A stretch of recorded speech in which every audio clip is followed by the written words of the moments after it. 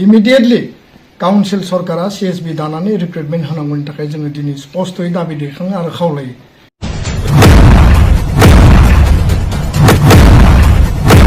16टा department BTR सरकारा डिसिनो होनानै दोनदों। बे डिपार्टमेन्टखौ होनायनि उनाव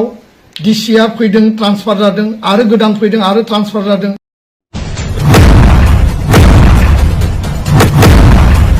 विथड्र खालामनानै 16टा डिपार्टमेन्टखौ प्रिन्सिपाल सेक्रेटारि आरो माने बिटिआरनि जि चिफ बिनि क्षमतायाव लाबोफिननानै एडमिनिस्ट्रेटिभ स्ट्रिमलाइनखौ टप टु बटम बेखौ मोजाङै सामलायनायनि जि मोनसे मेकानिजम बेखौ क्लियार खालामनानै लानांगौ। दुलाराय बर' फरायसा आफादनिफ्राय दिपेन बर' सारा जाय खोथाखौ बुंदों बियो थारैनो सैथो आरो बै बुस्थुखौ लाबोफिननानै लागु खालामोब्ला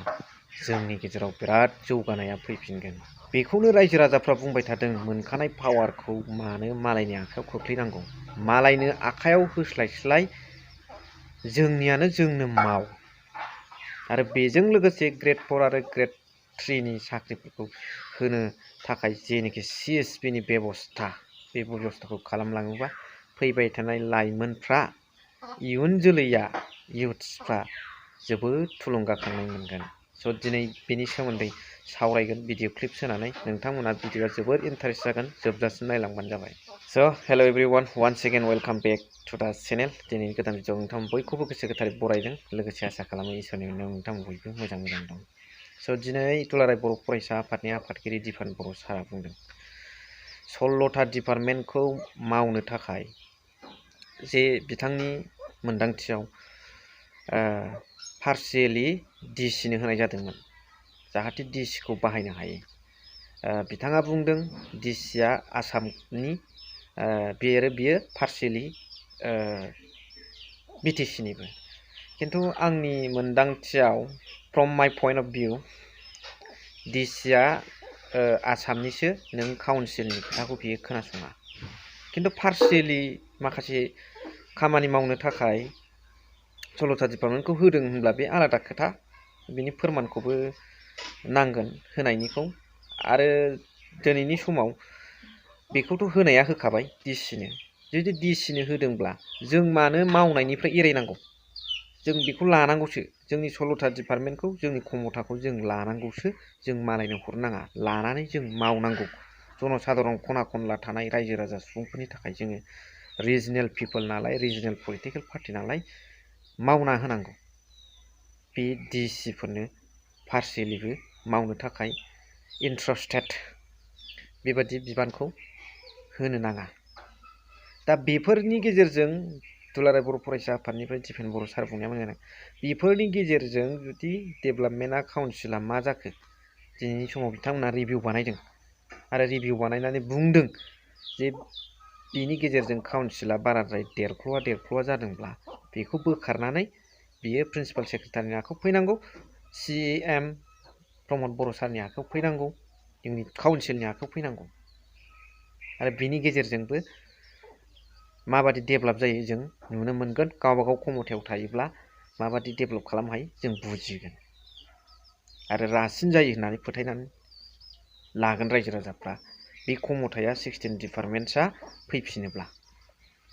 दा मोजाङानो जादों दुलाराय बर' फरायसा आफादनि बै सिख्रा बाजो दाउ बादि सायख्ल' नाहरनानै, आसि थुनानै खोन्थानानै नैबेखौ माव होननाया जोबोद बाख्नायथाव। दिनैनि समाव मोजां रल लादों, एबसुनि रला दिनैनि समाव जोबोद मोजां। बेफोरबायदि रल लालांबाय थायोब्ला रायजो राजाफ्रा निस्सय मोजां मोनगोन। आं जोबोद गोसोजों साबायखर बावो दुलाराय बर' फरायसा आफादखौ, स्पेसियेलि दिपेन बर' सारखौ। दा बेजों लोगोसे जोंनि थाखाय मावनांगौ हाबाफारिया, जोङो बांबाय, बे बांनाय हाबाफारिखौ जों एरायनानै थानो नाङा। जोङो लानानै 16टा डिपार्टमेन्टखौ मावथारनांगौ। गुबुननि डिसिनि आखायाव जोङो होनो नाङा। बिसोरखौ बाहायैफोरजों खोथा गैया, जोंहा जोंनि मोनखानाय बुस्थुखौ लानानै खमथायाव खामानि मावनांगौ। बेजों लोगोसे दुलाराय बर' फरायसा आफादा टेट होनाय आरो माखासे बिटिसिआव ग्रेड 4, ग्रेड 3 नि साख्रि ओंखारनायनि सायाव साननानै फैबाय थानाय इयुथ्सफोरनि फारसे साननानै बिथांमोना बुंदों लाइमोनफोरनि फारसे साननानै जोबोद मोजां जादों CSB नि जायनाखि केलेंकारि बे केलेंकारिखौ फिन रिस्टाब्लिश खालामफिननांगौ आरो बेनि गेजेरजों साख्रिखौ होफिननांगौ अब्ला गोबां बे साबना हामना जोंनि ओनसोला BTC आ जागोन बेखौ आसा खालामबाय दा जोबोद मोजां खोथाखौनो बुंदों दिपेन बर' सारा आरो बे खामानिखौ खुनु नागारनो मोना जायागौमानि नोंथांमोना थुबाय थानांगोन गभर्नमेन्टखौ होनबाय थानांगोन गोनांथि जायोब्ला आन्दलन खालामनानैबाबो बे साख्रिनि बेबस्थाखौ लाबोनांगोन आरो बै 16टा डिपार्टमेन्टसाबो फैफिननांगोन बेखौल' आसा खालामबाय दा नैबे दिपेन बर' सार बुंनाय भिडिअ क्लिप्सखौ नोंथांमोना नायलांदो जोबनायाव कमेन्ट्स हरबानो जाबाय दुलाराय बर' फरायसा आफादनि नोजोराव आथिखालनि जोंनि BTR आव थानाय लाइमोन सेंग्रा सिख्ला जिखिनि यां जेनेरेशन युथ बा एडुकेटेड आनएमप्लयड जिखिनि दङ जायफोर टेट क्वालिफाइड बा जायफोर गुबुन गुबुन डिग्री लानानै दङ जायफोरा एमप्लयमेन्ट नागिरदों बा साख्रि बाख्रि नागिरदों बा आसाम नाङैनो जिखिनि जोंनि युथफोर दङ साख्रि बाख्रि नागिरनाय दा बेनि जि मोनसे क्राइसिस आरो बिनि मोनसे जि थासारि बेखौ मिट खालामनो थाखाय दुलाराय बर' फरायसा आफादा BTR काउन्सिलखौ जोङो दाबि दैखाङो जोङो खावलायो जे सेन्ट्रेल सिलेक्शन बोर्ड जि थांनाय 2020 बे कोविड सिचुएशनाव इलेक्शन खुंनो हायैनि थाखाय जि मोनसे गभर्नर रुल राज्यपालनि जि सासन जादोंमोन आरो बे राज्यपालनि सासननि समाव सोलिबाय थानाय मोनसे जि सेन्ट्रेल सिलेक्शन बोर्डनि जि कमिटि दंमोन बेखौ जि माने डिजल्भ खालामनानै होनाय जादोंमोन आरो बे डिजल्भ खालामनायनि उनाव बेखौ दिनै दाफिननाय जायाखै डिजल्भ खालामखांनायनि उनाव जोंनि इनफरमेशनाव जाय कमिटिया बिथांमोननि टार्मसा जोबाखैमोन बै कमिटिया गुवाहाटी हाइकर्टआव चेलेन्ज खालामनानै केस होदों जे जोंनि कमिटिखौ कन्टिनिउ खालामनांगौ दा बेखौ लानानै गोदान CSB दानो हानाय परिबेश फैयाखै होननानै जोंनो लिगेलि आरो जोंनि उकिलफोरा जायफोर उकिलफोरा बे केसखौ डिल खालामदोंमोन जों खौरां लानायाव मिथिदों दा बेखायनो दिनै बे केसा जोबफैबाय होननानै हाइकर्टनिफ्राय जों मिथिबाय काउन्सिल सरकारखौ जोङो माने जेला जोङो माने खावलायो बिथांमोना जोंनो फोरमायदों जे इमिडिएटलि सेन्ट्रेल सिलेक्शन बोर्ड काउन्सिला माने दानायनि लामायाव बे बाथ्राखौ जोंनो फोरमायदों आरो बेखायनो जों खावलायो सेन्ट्रेल सिलेक्शन बोर्डआ राज्यपाल सासन डिजल्भ जानायनि उनाव आरो कोर्टआव बेयो चेलेन्ज जानायनि उनाव जि मोनसे दिफां अबस्थायाव दंमोन गोदान CSB दानायनि गेजेरजों थार्ड ग्रेड आरो फोर्थ ग्रेड जि एपइन्टिं अथरिटि काउन्सिला दङ आरो उनावबो थागोन बे एपइन्टमेन्ट प्रक्रिया रिक्रुटमेन्ट प्रसेसखौ खालामनांगौ आरो गोबां जोंनि लाइमोनफ्रा जाहाथे साख्रि मोननानै जोंनि न'खर जोंनि ओनसोल जोंनि काउन्सिला जाहाथे जौगाखाङो बिनि थाखाय इमिडिएटलि काउन्सिल सरकारा CSB दानानै रिक्रुटमेन्ट होनांगौनि थाखाय जोङो दिनै स्पष्टयै दाबि दैखाङो आरो खावलायो नैथि बाथ्राया जाहैबाय जे टेट एपइन्टमेन्ट जानांगौ आरो गोलाव समनिफ्राय जोङो बुंदों जे सिंगल टिचार जिर' टिचारनि संख्याया बारा जाबाय आरो एपइन्टमेन्टआ जायाब्ला बेखौ मिट खालामनायानो जथेस्थ क्रिटिकेल जेराव रिटायार्ड पोस्ट दङ जेराव डेट भेकेन्सि दङ दा बेखायनो जेसेबां रेसनेलाइजेसन खालामदोंब्लाबो बियो दिनै थोआ लोमा जादों फारसेथिं बर' मिडियामनि सार्थनि बाथ्रा दङ बर' मिडियाम क्वालिटि एडुकेशननि बाथ्रा दङ दा बेखायनो जों खावलायदों जे BTR आव जिखिनि हाजार हाजार टेट क्वालिफाइड दङ बिथांमोननि एपइन्टमेन्ट सिंगल टिचार जिर' टिचारखौ जोङो गैया खालामनो थाखाय बैयाव टिचार थिसननांगौनि सार्थआव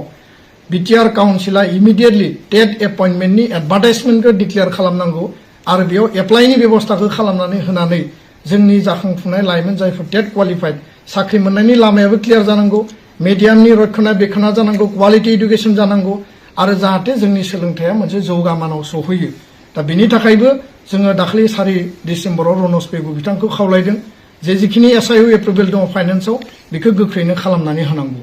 गुबुन मोनसे जोङो आरो खावलायबावनो नागिरदों दाबि दैखांदों 16टा डिपार्टमेन्ट BTR सरकारा DCनो होनानै दोनदों बे डिपार्टमेन्टखौ होनायनि उनाव DCआ फैदों ट्रान्सफार जादों आरो गोदान फैदों आरो ट्रान्सफार जादों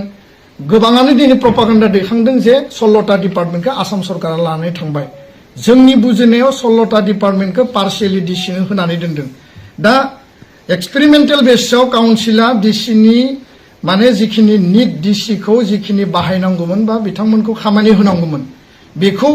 होनायनि खामानिया जुदि जोबबायबा काउन्सिला डिसिनो जिखिनि अथरिटि होदोंमोन बे अथरिटि होनायाव बेजों जुदि काउन्सिला लाब जायाखैब्ला बेजों जुदि माने काउन्सिलनि एडमिनिस्ट्रेटिभ आरो एक्जिकिउटिभ बेबस्थाया जुदि बबेबा नङा बबेबा लेभेलाव जुदि एसे खेलिमेलि कन्ट्राडिक्सन जादोंब्ला बेखौ उइथड्र खालामनानै 16टा डिपार्टमेन्टखौ प्रिन्सिपाल सेक्रेटारि आरो माने बिटिआर नि चिफ बिनि क्षमतायाव लाबोफिननानै एडमिनिस्ट्रेटिभ स्ट्रिमलाइनखौ टप टु बटम बेखौ मोजाङै सामलायनायनि जि मोनसे मेकानिजम बेखौ क्लियार खालामनानै लानांगौ आरो बिनि थाखाय जों दाबि दैखाङो दा बेयाव कुनु गोनो गोथो गैया कुनु डिपार्टमेन्टखौ आसाम सरकारा लांफिननायनि खोथा गैया लांफिननो नागिरदोंब्ला जों बेखौ कुनु कारनाव जों सह्य खालामनाय नङा आरो कुनु माने बेबायदि माने जोंनि सिक्सिडलखौ डाइभार्ट खालामनाय डाइल्युट खालामनायखौ लानानै जोङो मालाबाबो गनाया आरो बिनि सायाव जों स्ट्रंलि नोजोर होदों स' भिडिअखौ एसेखिनियावनो दोनथ'बाय थेंक इउ भेरि माच फर वाचिं लाभ इउ